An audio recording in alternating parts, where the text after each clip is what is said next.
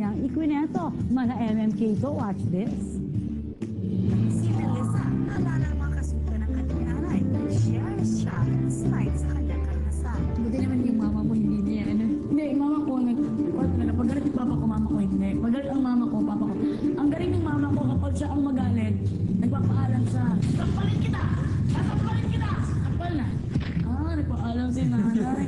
Pero ang papa ko, walang paalam, diretso na. Parang, oy! Mama ko, sampalin kita. Sampalin kita. Sampalin kita. Paano naman kasi? Pasaway ka yata sa inyo, Melissa. Tanda lang ng pagmamahal yan, girl. Alam nila, nasali ako sa finalist. Yung finalist nandun sa lugar namin. Hindi, ang bait. Nasali ako sa finalist.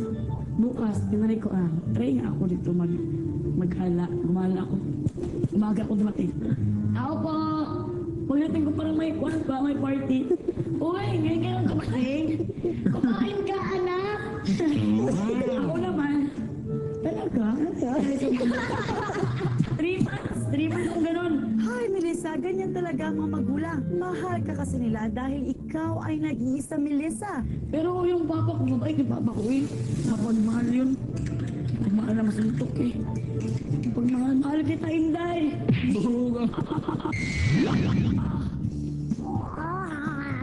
Ano ba yun, Melissa? Naloloka talaga pa sa iyo. Grabe, ano, hey, gwapo mo to. Wow, bet kita.